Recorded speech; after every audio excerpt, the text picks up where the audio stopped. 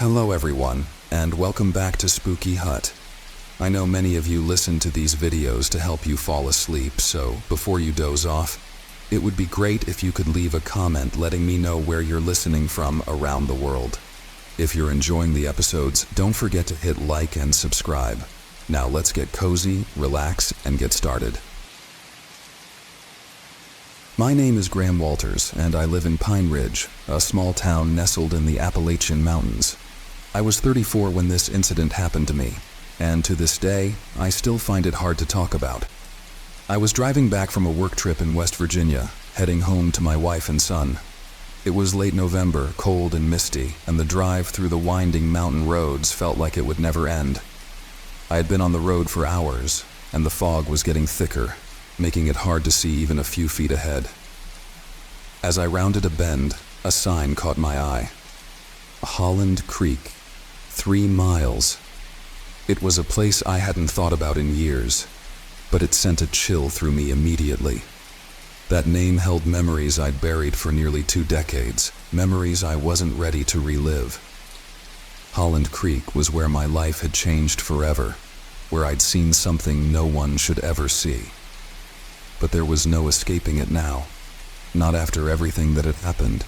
So here I am telling my story, knowing full well it sounds unbelievable, but it's the truth. God help me, it's the truth.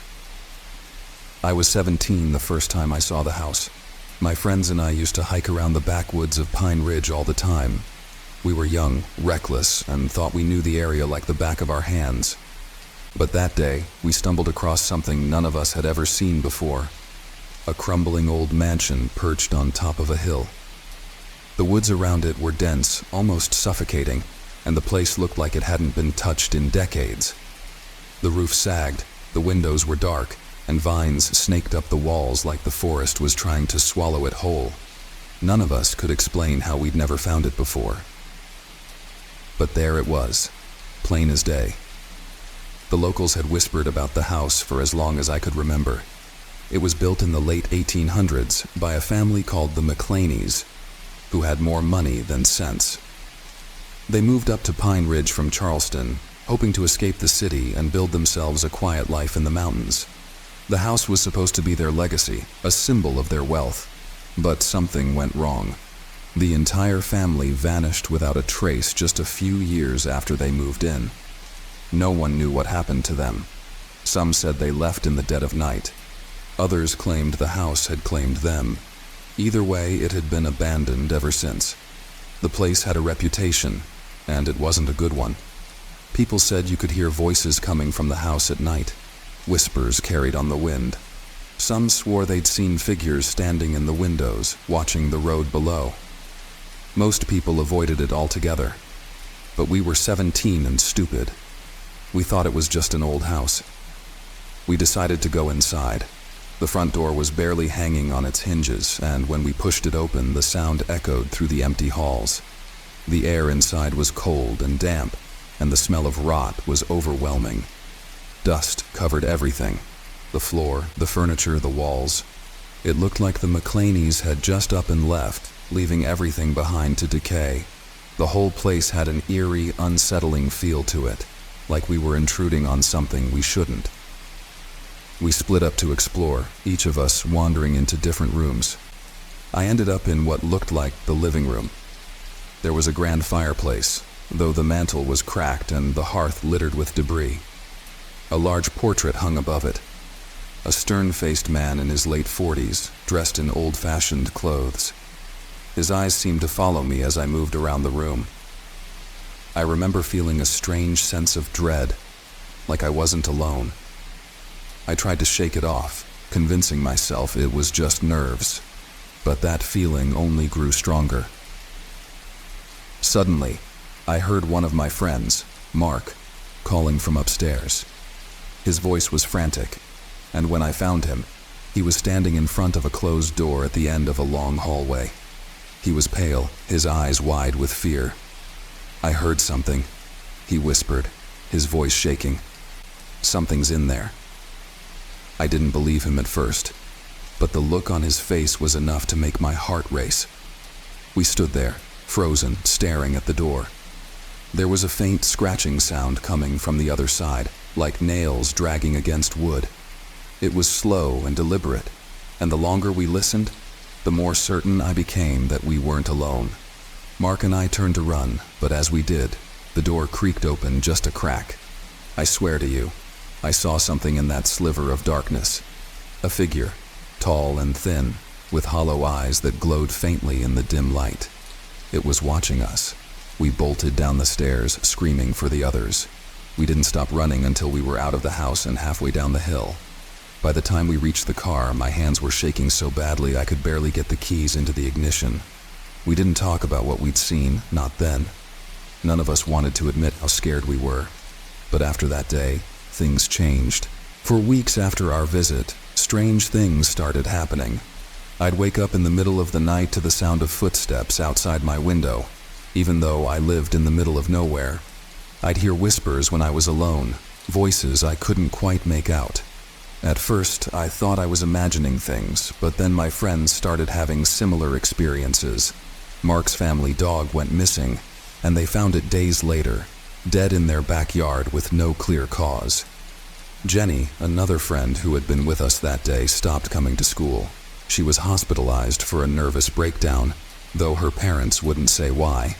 It all felt connected to that house, like something had followed us home. I started researching the McClaney family, trying to understand what had happened to them. What I found was worse than I expected. According to old newspaper clippings, the family hadn't just vanished. They'd been found dead, every single one of them. But the details were never made public.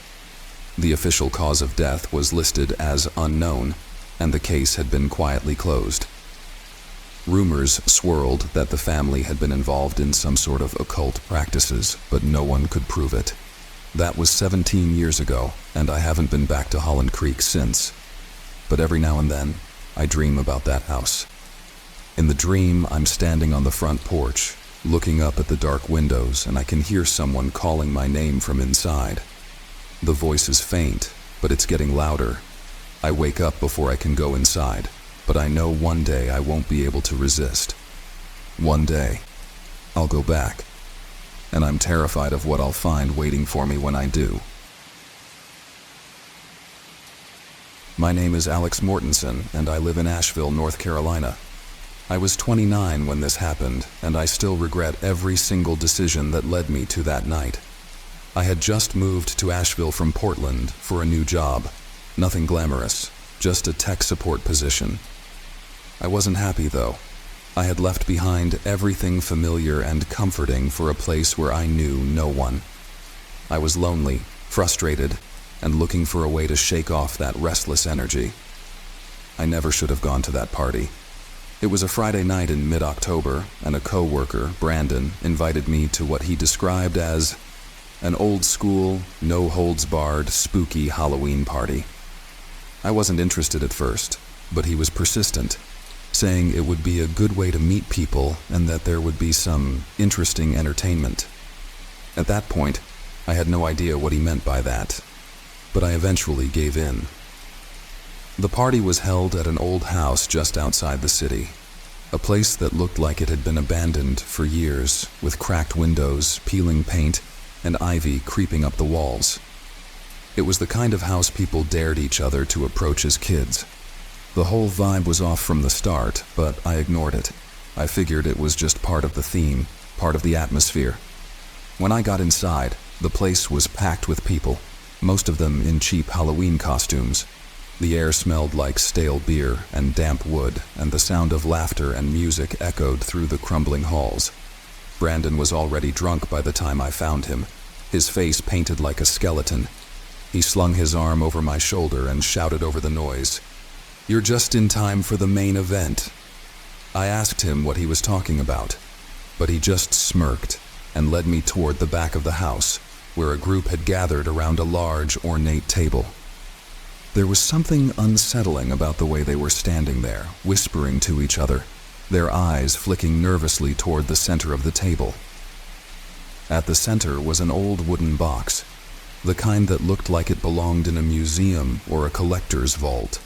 Before I could ask what was going on, Brandon pointed at the box and said, We're about to play the devil's game." I laughed at first, thinking it was some elaborate Halloween prank, but no one else laughed. Their faces were serious, tense even. That's when I started to feel uneasy. Brandon explained the game, and it sounded insane. The story goes like this. The devil's game is an ancient ritual that's been passed down through generations, a way to summon dark forces and communicate with the supernatural. The idea was that whoever participated in the game could ask for whatever they desired: money, power, love, revenge, and the devil would grant their wish. But there was a catch. If you didn't play by the rules, or if you tried to cheat the game, the devil would take something from you in return. And he wouldn't tell you what that something was until it was too late. I thought it was all a joke, just some weird urban legend they were trying to turn into a party game. But the way everyone was acting, how quiet they were, how serious, made me second-guess myself. I should have walked away right then, but I didn't. I was too curious, too intrigued by the possibility that something real could be happening. I should have known better. Brandon was the first to step up, grinning like a madman. He opened the box, and inside were 6 small black cards, each one blank on the surface. He picked one up and looked at me. "Want to try your luck?" he asked. There was a strange pressure in the room, something unspoken that made it feel like I didn't have a choice. So I took a card, everyone else followed, and soon there were 6 of us standing around the table, each holding one of those cold, black cards. Brandon explained the next step. We had to write down a wish on the card, something we truly desired. It didn't matter what it was, just that it had to be something you were willing to risk everything for. The wish would be sealed into the card once we wrote it down. But if we broke any of the rules, if we tried to back out, the game would take its toll.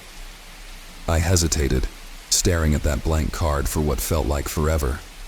I didn't believe in this kind of thing, not really. But part of me, that dark and desperate part, wondered what would happen if it were real. What would I ask for? I wrote my wish. It wasn't anything grand. I didn't want millions or to rule the world. I just wanted clarity. My life had been spiraling out of control for months, and I felt lost. I wanted direction, something to guide me, to help me figure out who I was and what I should be doing. Once everyone had written down their wish, Brandon produced a small silver bell from the box and rang it. The sound was sharp, piercing, and it seemed to echo unnaturally throughout the house. That's when the room went still. The music from the party stopped. The voices from the other guests faded away, and all that was left was the 6 of us, standing in silence. Then the lights flickered. At first I thought it was just a power surge. Old houses like this were bound to have electrical issues, right? But as the lights flickered again, I noticed something else. The air had changed. It was colder, much colder, and the shadows in the room seemed to shift and move on their own. A faint, low hum filled the air, almost like a growl, and I swear I felt something brush against my arm, though there was nothing there. Brandon smirked, clearly enjoying the tension. He placed the bell back in the box and said, "Now we wait." "What for?" I asked, my voice cracking. "For him," Brandon replied, his grin fading. "He always comes." We waited in silence, the air growing heavier by the second. The shadows continued to move, shifting unnaturally around us, and I started to feel like I couldn't breathe. The temperature dropped even further, and I could see my breath in the dim light. That's when I heard it. Footsteps. Slow, deliberate footsteps, coming from somewhere deep within the house. They echoed down the hall, growing louder with each step until they stopped right outside the room. The door creaked open, but no one entered. The tension was unbearable. I felt like I was going to be sick. My heart was pounding in my chest, and every instinct I had was screaming at me to run. But I couldn't move. None of us could. Then, without warning, the bell rang again. But this time, no one had touched it. Brandon's face went pale. He reached into the box, pulled out the remaining card, the one that hadn't been taken. and placed it in the center of the table. The card flipped over on its own, revealing a word scrawled in red ink. Judgment.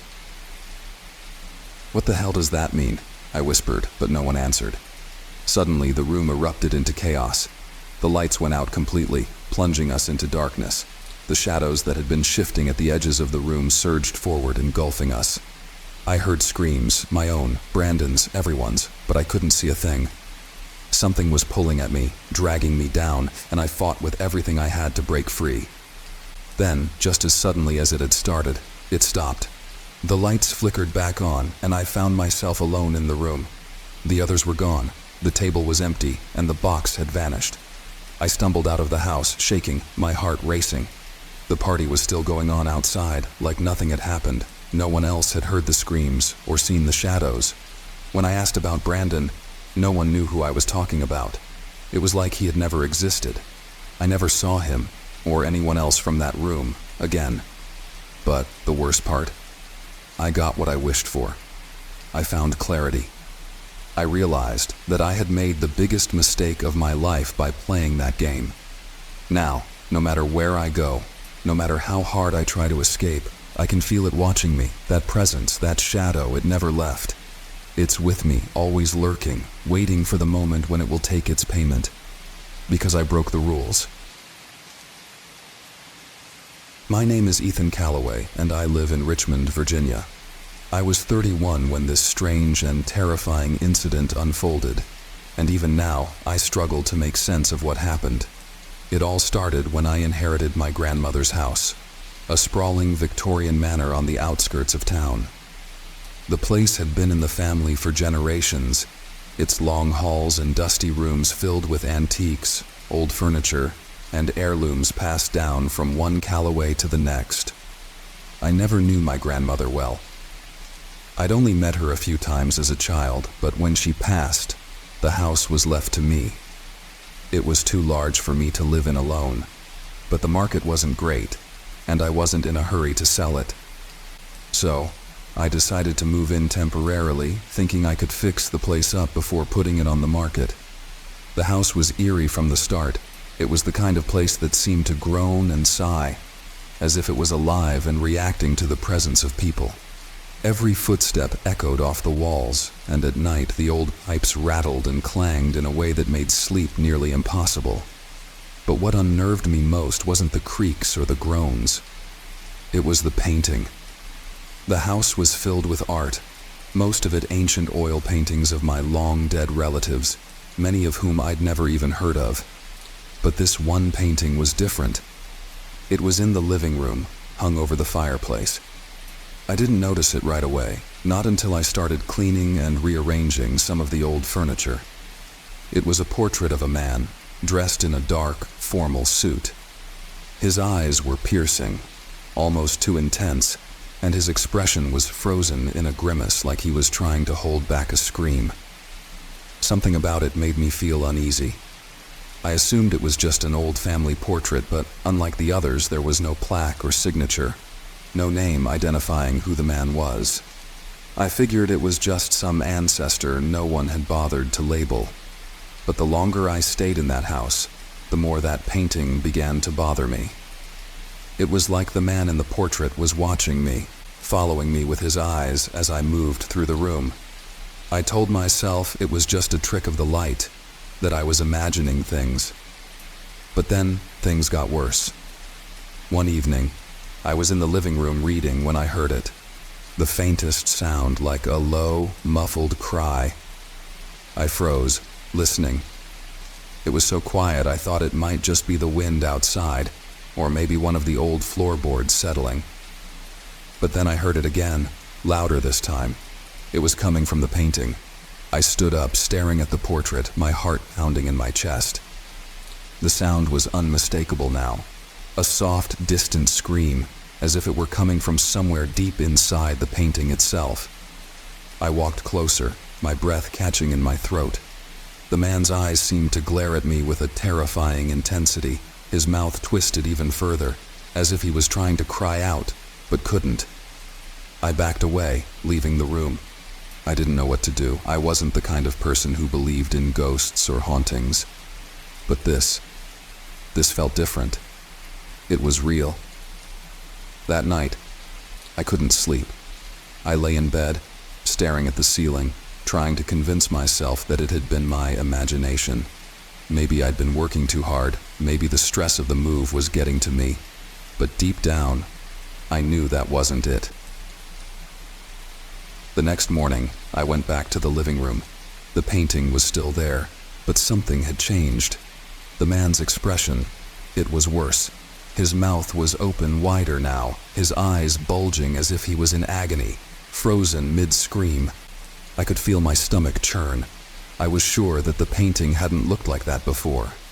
I tried to brush it off, but I couldn't shake the feeling that something was horribly wrong. I tried to stay out of the living room as much as possible after that, but the house was old and cold, and it was one of the few rooms with a working fireplace. So reluctantly, I would spend evenings there, reading or watching TV, all the while pretending that the painting wasn't there.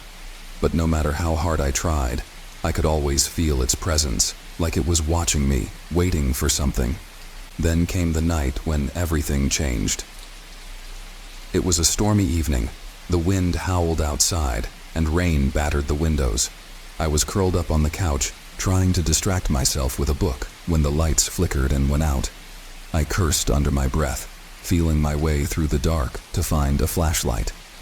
The house was pitch black, and the only sound was the steady drum of rain against the roof.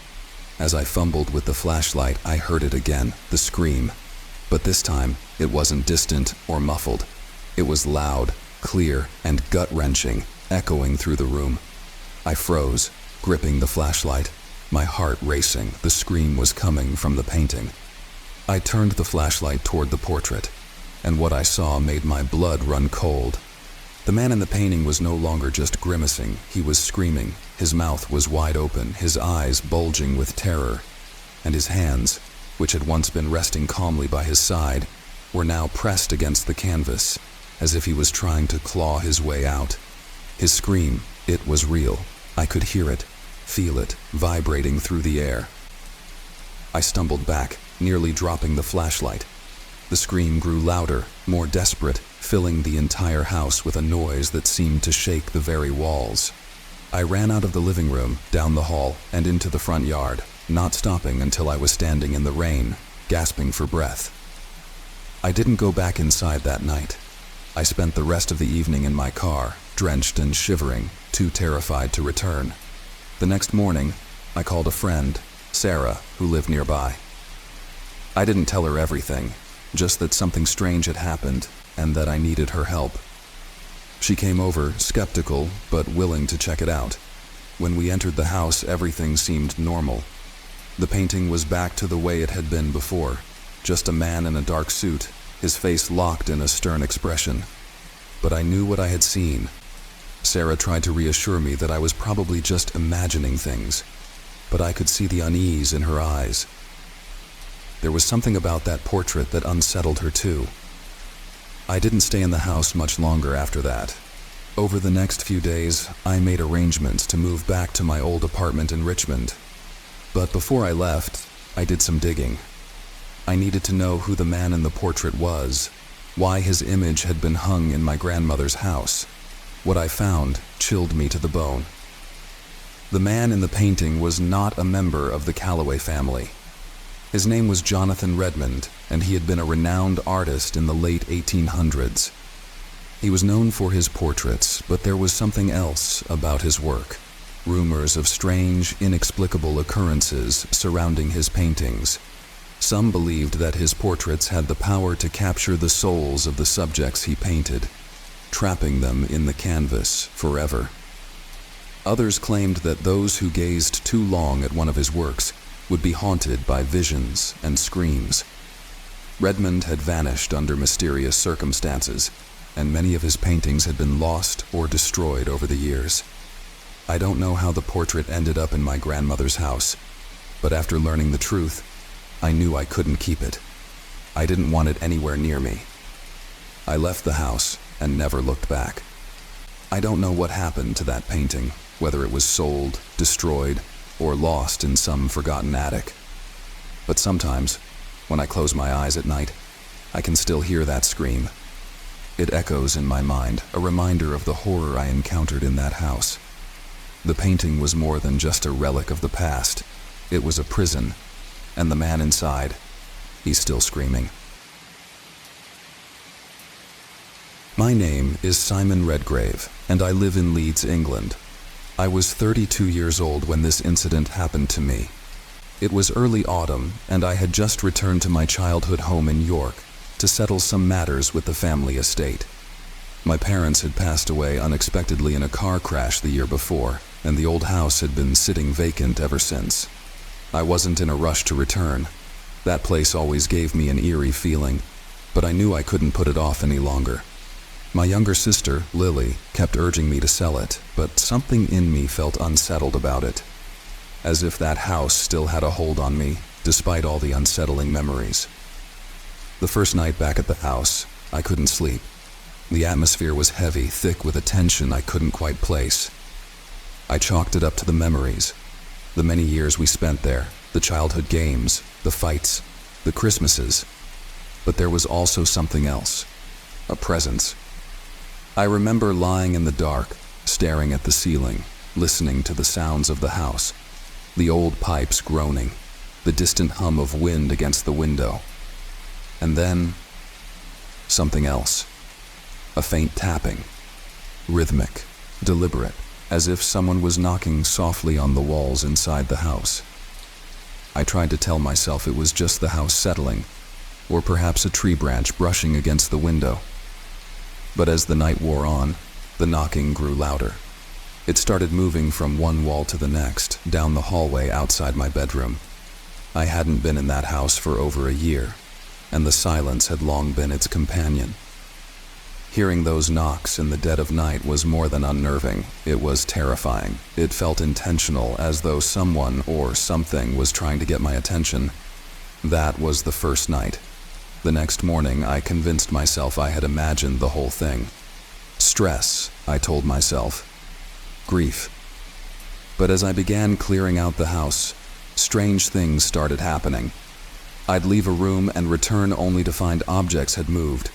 Not drastically, just subtle shifts. A photo frame tilted at a slight angle. A door that I had sworn I'd closed was now ajar. These were things that could easily be dismissed, and at first I did. But then came the footsteps. On the third night, I was sitting in the living room, going through a box of old family photographs. It was quiet, save for the occasional creak of the old house. Suddenly, I heard it, the unmistakable sound of footsteps above me, coming from the second floor. The house was supposed to be empty. My heart started pounding in my chest, the blood rushing to my ears. At first, I thought maybe someone had broken in. But as the footsteps continued, something about the sound chilled me to my core. They were slow and deliberate, too heavy to belong to Lily or anyone else I knew. I grabbed a flashlight from the kitchen and crept upstairs. Each step I took, I expected the footsteps to stop, or for me to come face to face with some intruder. But the moment I reached the top of the stairs, everything went silent. The hallway was empty, just as it should have been. I checked every room, every corner, but there was no one there. Yet I couldn't shake the feeling that I was being watched. For the next few nights, the same routine followed. The footsteps, always at night, always pacing just above me no matter which floor I was on. If I was in the kitchen, they were in the living room. If I was in the living room, they were upstairs. It was maddening, as if something was taunting me, daring me to confront it. By the fifth day, I'd had enough. I called Lily, asking her to come over and help with the clearing.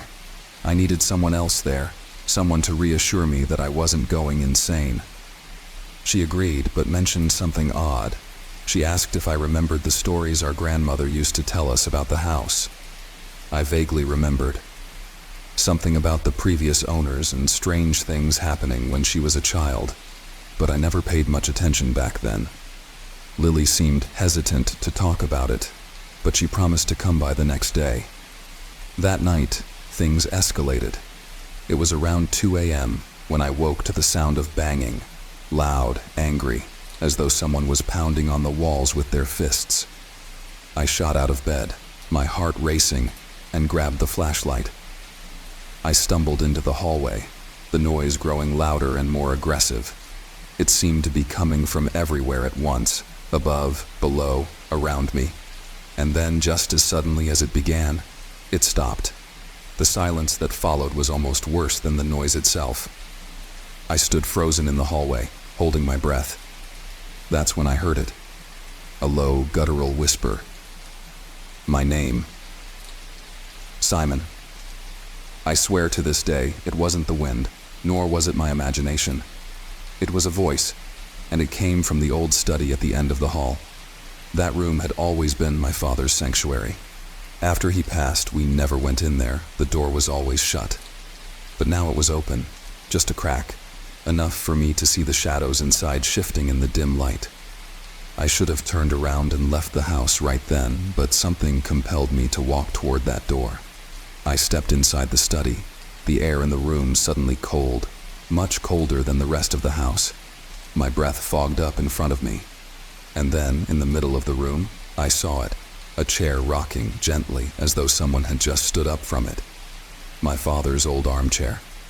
I backed out of the room, my legs trembling, and slammed the door shut. I didn't sleep the rest of the night. I just sat in the living room, clutching the flashlight like a lifeline, waiting for morning. Lily arrived the next day. I didn't tell her everything. I couldn't bring myself to say it out loud. But she knew something was wrong. She could see it in my face. As we began packing up the house, she mentioned the stories again. Something about a man who lived here before our grandparents. He was rumored to have gone mad, locked himself in that very study for days before his wife found him dead. I didn't want to believe it, but the more I thought about the strange events in the house, the more it started to make sense. The footsteps, the knocking, the voice, they weren't random. Something was still lingering in that house. Something that refused to leave. The last night I spent there was the worst. Around midnight, the temperature dropped so suddenly that I could see my breath in the air again. The banging returned, more violent than before, shaking the very walls. I could feel the vibrations through the floorboards. And then the door to the study flew open with a force that sent it crashing against the wall. I could see the chair, rocking wildly this time. I didn't stick around to find out what would happen next. I grabbed my keys, left the house, and never went back. We sold the place a few weeks later to a couple who didn't seem too bothered by its history. But I still wonder if they've heard the footsteps yet, if they've felt that cold, suffocating presence, or heard their names whispered in the dead of night. I never told Lily the full story, and I never will. Some things are better left unsaid, better left in that house. Wherever I go, though, I can't shake the feeling that part of that presence followed me. And sometimes, late at night, I still hear the faint sound of footsteps. My name is Oliver Marston, and I live in Brighton, England. I was 29 when this happened to me. At the time, I had just started a photography project focused on urban decay, old, forgotten places that nature had reclaimed. It was a strange obsession of mine, finding beauty in what others considered lost or ruined. One particular location that had fascinated me for years was the abandoned Dreamland amusement park in Margate. Once a thriving attraction, Dreamland had been left to rot for decades, its rides rusting in silence, its laughter long gone. I'd been hearing about strange occurrences at the park from other urban explorers. Whispers of footsteps in empty halls, lights flickering in dead pavilions, and distant echoes of carnival music when the wind blew just right. I didn't put much stock in those stories. Every place like that had its own myths, fueled by its eerie atmosphere. But as soon as I set foot inside Dreamland that autumn afternoon, I started to understand why people talked about it the way they did. The park itself was vast, much larger than I had expected. Rusting roller coasters loomed over the grounds, their tracks disappearing into thick overgrowth. The Ferris wheel, once a beacon of joy, now stood motionless, its skeletal frame towering against the gray sky. The air was unnaturally still, like the park was holding its breath, waiting for something or someone. I started my exploration by taking photos of the carousel. The painted horses were chipped and faded, their wide eyes staring blankly ahead. As I moved around the ride, snapping shots from different angles, I felt a prickling sensation on the back of my neck like I was being watched. I chalked it up to nerves. Places like this had a way of getting under your skin. Still, I couldn't shake the feeling that I wasn't alone. As I moved deeper into the park, I spotted the old funhouse. Its garish, grinning facade had weathered the years surprisingly well, though the paint had peeled and faded in places, giving it a cracked, sinister look. Something about it drew me in, and before I knew it, I was standing at the entrance, flashlight in hand, ready to explore. Inside, the air was stale and thick with the smell of mildew. The funhouse was silent, except for the occasional creak of the floor beneath my feet. My flashlight beam cut through the darkness, illuminating the warped mirrors and faded murals of clowns, all grinning with exaggerated frozen expressions. I felt a chill run down my spine as I walked further in, the light casting strange shadows on the walls. The mirrors seemed to distort not just my reflection, but the room around me, twisting reality in unsettling ways. I reached the center of the funhouse, where the rotating floor should have been. It was broken now, a jagged hole in the middle of the room. As I approached, I heard a soft sound, like the faint tinkle of distant music. I froze, straining to listen. It was barely audible, but unmistakable. Old-fashioned carnival music, the kind you'd expect to hear from a music box or a carousel. The tune was warped, off-key, and it was coming from deeper within the funhouse. My first instinct was to leave. I'd been to enough abandoned places to know that when things got weird, it was time to go. But something compelled me to follow the sound. Maybe it was curiosity, or maybe it was something more, something I couldn't explain. I followed the sound through a narrow corridor that twisted and turned in ways that didn't feel quite right. The funhouse seemed larger than it had from the outside, the hallways stretching on endlessly. The music grew louder, more dissonant, like it was being played on a warped record. Suddenly, my flashlight flickered and went out. I was plunged into darkness. My heart raced as I fumbled with the flashlight, shaking it to bring it back to life. It sputtered weakly, casting a dim, uneven glow. And then I saw it. Something moving at the end of the hallway. At first I thought it was a trick of the light, a shadow cast by my failing flashlight. But as I stared, it became clear that it wasn't a shadow. It was a figure, a person, or something resembling a person, standing perfectly still. They were dressed in what looked like an old carnival outfit, a faded clown suit with large buttons down the front. The face was obscured by shadow, but I could see enough to know that the proportions were wrong. Too tall, too thin, limbs too long. I blinked, and the figure was gone. My breath caught in my throat. I turned to leave, but as I did, the music box tune started again, closer this time, as though it was right behind me. I whipped around, shining the weak beam of my flashlight into the darkness. Nothing, but the figure returned, closer now, just a few feet away. I could see more details, the tattered edges of the costume, the smudges of what I hoped was dirt on its face. But what sent a wave of cold terror through me was the way it was standing, unnaturally still, as if waiting for something. I didn't wait to find out what. I bolted for the entrance, my footsteps echoing through the funhouse. As I ran, I could hear the sound of footsteps behind me, light, almost playful, like someone skipping after me. The music swelled, a cacophony of discordant notes that made my skin crawl. I reached the door and burst outside, gasping for air. The park was silent again, the only sound my own ragged breathing. I didn't stop running until I was back at my car. As I fumbled with the keys, I glanced back at the funhouse. The door, which I had left wide open, was now closed, and for a split second, I thought I saw the shadowy figure standing just behind the glass, watching me. I drove away as fast as I could, leaving dreamland behind, but the nightmares followed me. For weeks after, I'd wake in the middle of the night, convinced I could hear the distant sound of carnival music. It wasn't until much later that I learned I wasn't the only one to have a strange encounter at Dreamland. Other explorers had reported seeing figures, hearing music, and feeling an overwhelming sense of dread.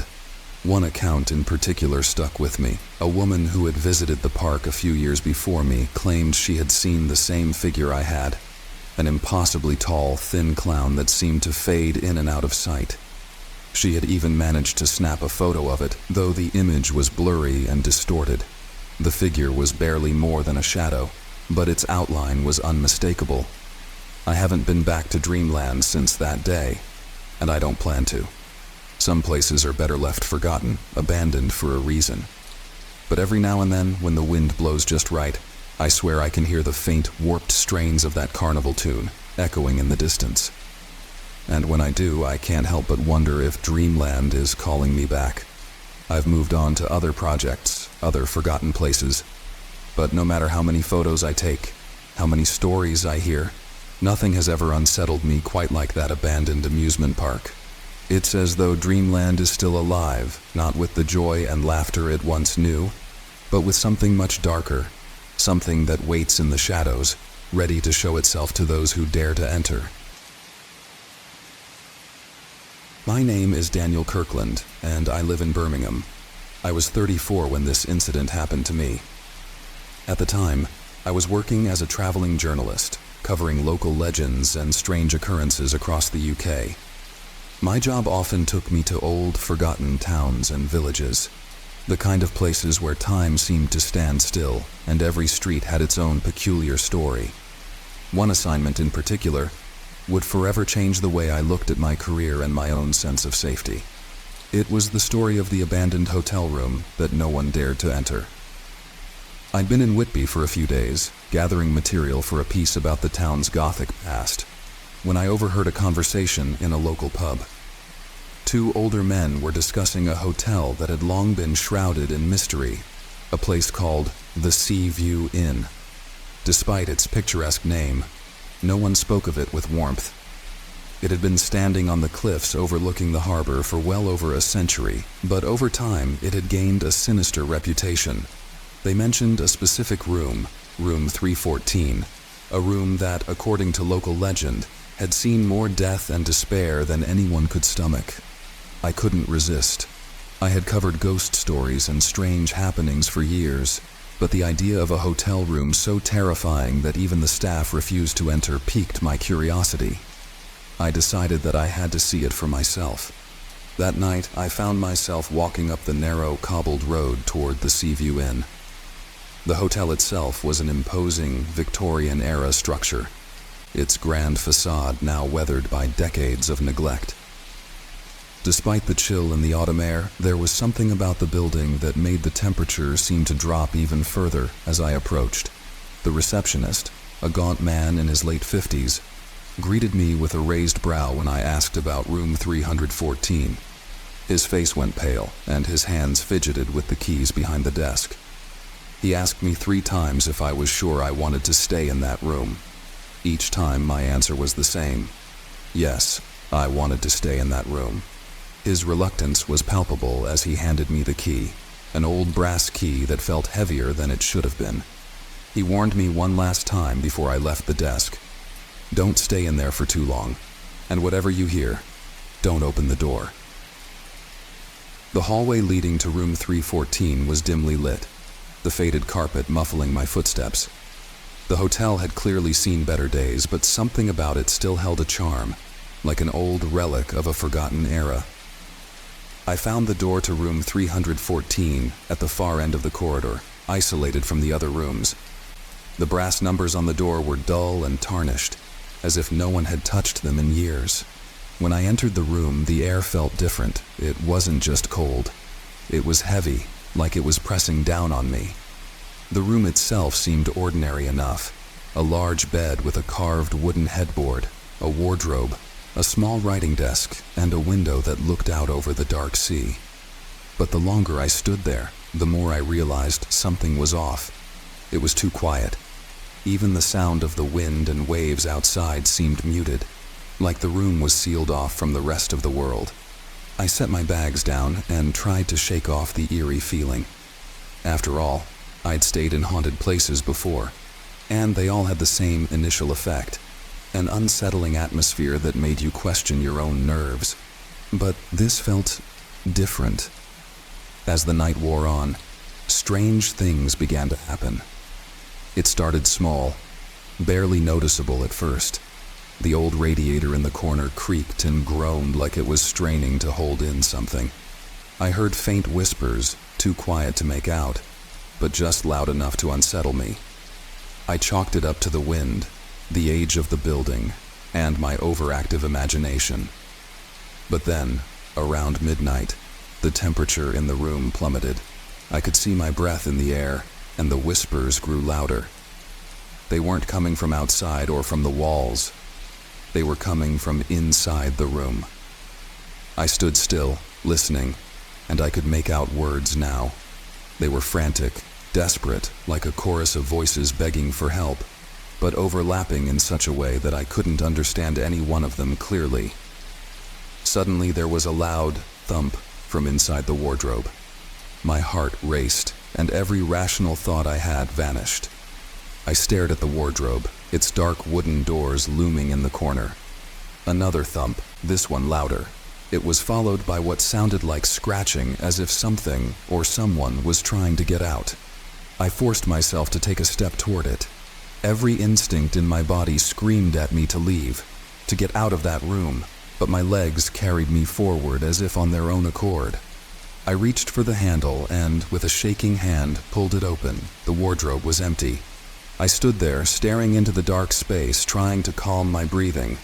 But just as I was about to step away, the door to the wardrobe slammed shut on its own.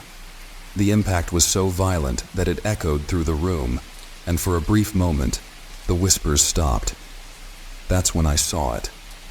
A figure standing at the foot of the bed. It was only there for a split second, but it was enough. It was the silhouette of a person, tall and gaunt, their arms hanging limply at their sides. They didn't move. They didn't make a sound. And then, just as quickly as they appeared, they were gone. I backed up toward the door, my hand scrambling for the light switch. I flicked it on, and the room was bathed in a dull yellow glow. The figure was gone, but the room didn't feel any less oppressive. If anything, it felt worse, like whatever had been watching me was still there, just out of sight. Then came the knock. 3 loud, deliberate knocks on the door to room 314. I froze. The receptionist's words echoed in my mind. "Whatever you hear, don't open the door." The knocks came again, louder this time. I stood there, paralyzed, staring at the door, my heart pounding in my chest. It was as if whoever or whatever was outside was waiting for me to make a move. And then the door handle began to turn. I panicked. I grabbed my bag and bolted for the bathroom, locking myself inside. The door to the room creaked open, and I could hear the faint sound of footsteps on the carpet. Slow, deliberate footsteps, pacing around the room. My breath hitched, and I pressed myself against the cold tile wall, praying that whatever was in the room wouldn't find me. The footsteps stopped just outside the bathroom door. I could hear breathing, low, ragged, like someone struggling for air. I held my breath, hoping against hope that it would go away. The silence stretched on for what felt like hours until finally, the footsteps moved away from the door. I listened as they crossed the room, the door to 314 creaking closed behind them. I stayed in the bathroom until dawn, too terrified to move.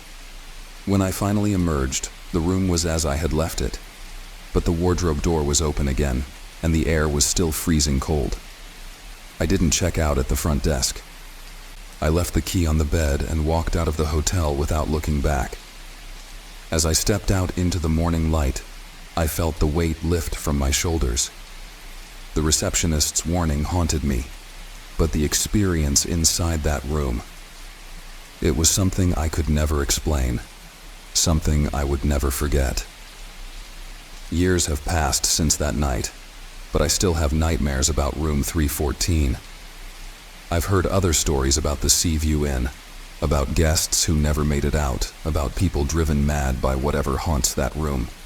I'm not sure what I encountered that night, but I know one thing for certain.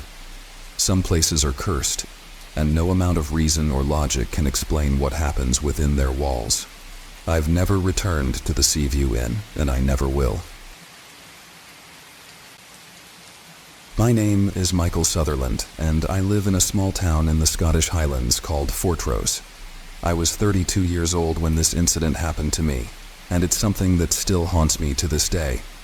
It was a bitterly cold November evening, and I was driving from Fortrose to the nearby village of Avog to help my cousin with some renovations on his old farmhouse. The sun had already dipped below the horizon, casting long shadows across the empty roads, and the wind howled through the trees that lined the narrow, winding path I was taking. I remember that unsettling feeling creeping over me as I drove, like I was being watched, though I was alone in the car. The air felt thick with something unspoken, and the chill in my bones was more than just the cold.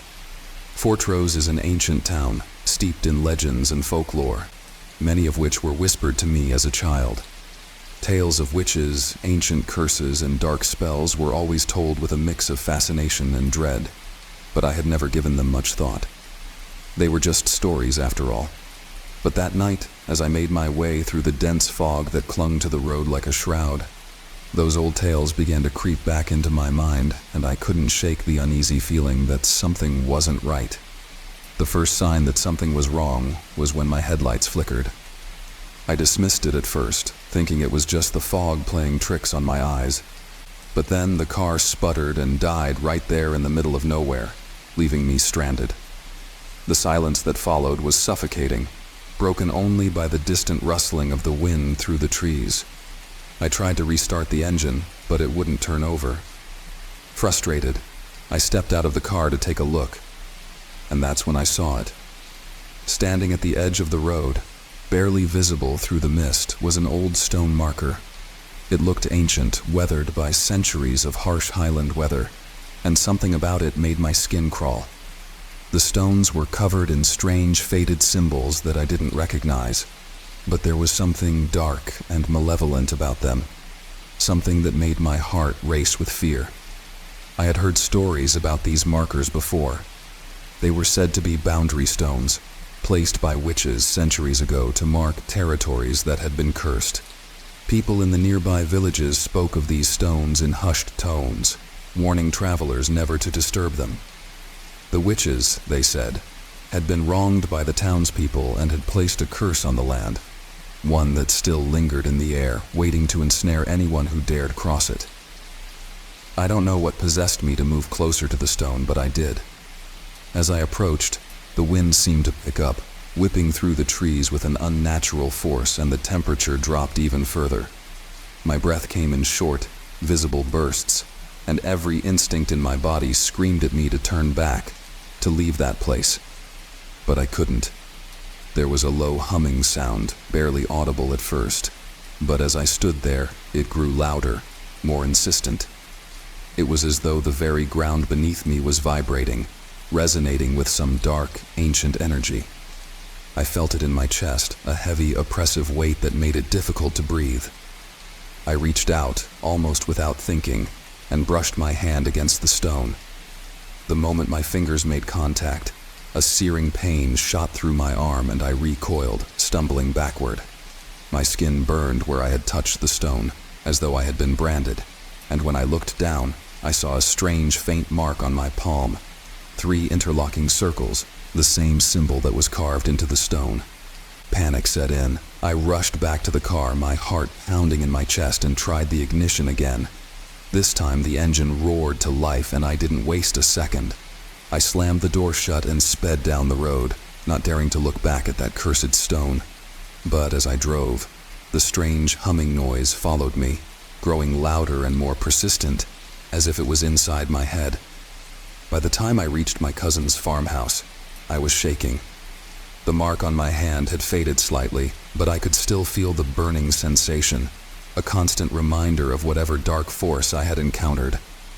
I told my cousin Colin what had happened, but he just laughed it off, saying it was probably just my imagination running wild. But deep down, I knew it wasn't. That night, as I lay in bed at Colin's place, I couldn't sleep. Every time I closed my eyes, I saw the stone, those strange symbols, and the mark on my hand. And then the dreams started. Horrible, vivid dreams of shadowy figures chanting in a language I didn't understand, of fires burning in the night, and a woman's voice whispering in my ear, warning me of the curse I had awakened. The next morning, I woke to find the mark on my hand darker, more pronounced. It was no longer faint. It had become a vivid scar, the interlocking circles clear as day. Colin noticed it too, and his face paled when he saw it. He didn't laugh anymore. Instead, he told me about the old legends about the witch who had cursed this land centuries ago. She had been accused of dark magic and burned at the stake, but before she died, she had placed a curse on anyone who disturbed her resting place. The boundary stones, Colin explained, marked the edge of her domain. Over the next few days, strange things began to happen. Objects moved on their own, doors slammed shut without warning, and I started hearing that same low humming sound everywhere I went. It followed me, a constant reminder of the curse I had triggered. I tried everything to get rid of the mark. Prayers, ointments, even consulting a local priest. But nothing worked. The curse had latched onto me, and there was no escaping it. I left Fortrose shortly after that, unable to bear the weight of what I had unleashed. But even now, years later, I still feel it. The curse never left me.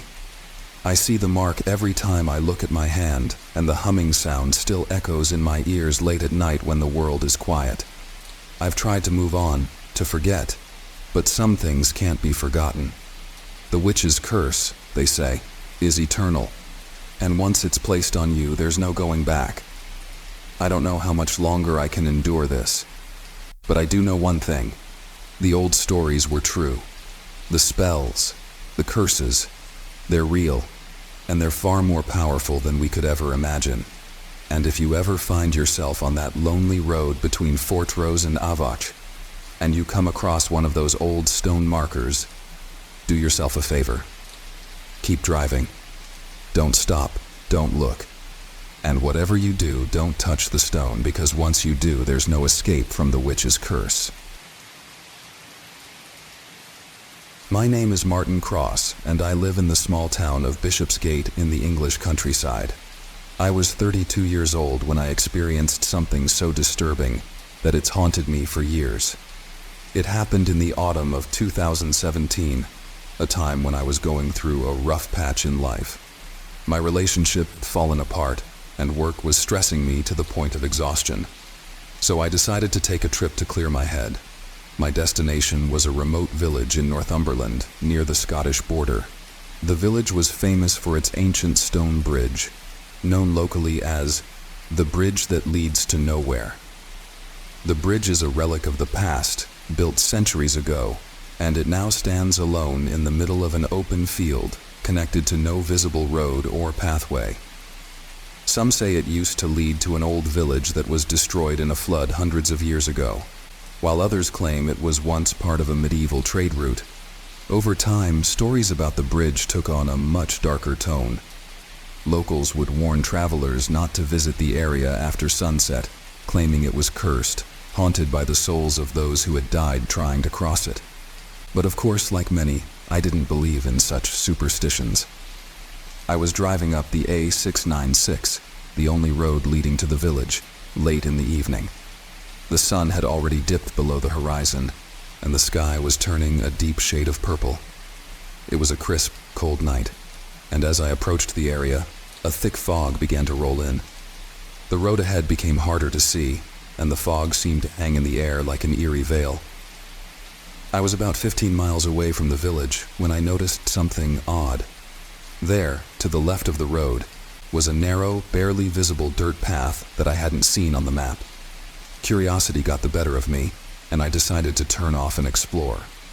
As my car bumped along the uneven track, I began to feel a sense of unease. The fog had grown thicker, and the trees on either side of the path seemed to close in around me. It felt like I had entered another world, one that was untouched by time. After about 5 minutes of driving, the path opened up, and there in the distance I saw it, the stone bridge. It looked ancient, like something out of a forgotten era. The fog swirled around its weathered arches, giving it an almost ethereal glow. I stopped the car and got out, drawn to the structure despite the growing sense of dread creeping up my spine. The bridge, though beautiful in a strange, haunting way, radiated a kind of malevolence I couldn't explain. It wasn't just the isolation or the fog, it was something deeper, a feeling that the air itself was heavy with unseen eyes watching me. As I approached the bridge, I noticed something odd. The path that led to the bridge simply stopped at the other side. There was nothing, no road, no trail, just an expanse of fog-shrouded emptiness. It truly was a bridge to nowhere. I stood there for a moment, taking in the unsettling silence. Not a sound could be heard. No birds, no wind, just the thick, oppressive stillness. Then, without warning, I heard the faint sound of footsteps behind me.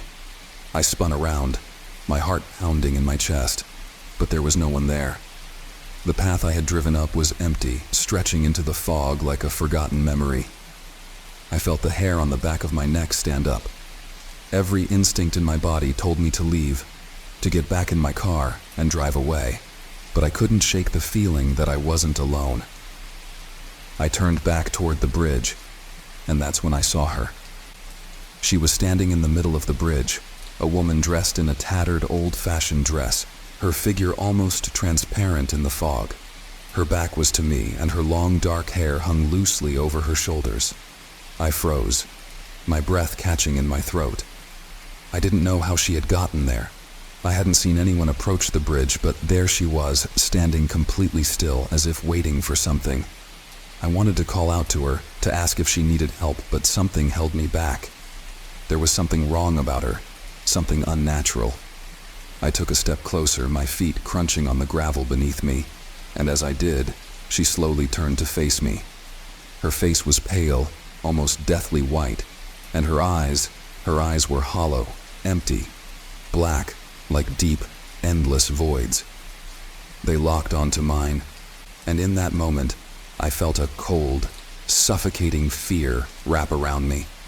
It was as if the temperature had dropped 10 degrees in an instant. I couldn't move, couldn't breathe. It felt like she was pulling me in, like those empty eyes were drawing me closer to her. And then she spoke. "Don't cross," she whispered, her voice barely audible, but somehow it echoed in the silence around us. "Don't cross the bridge." I stumbled backward, my body finally breaking free of the paralyzing fear. My heart raced as I turned and bolted back to my car. I slammed the door shut, fumbling with the keys, and as I started the engine, I looked back toward the bridge. She was gone. The bridge stood empty, as if she had never been there.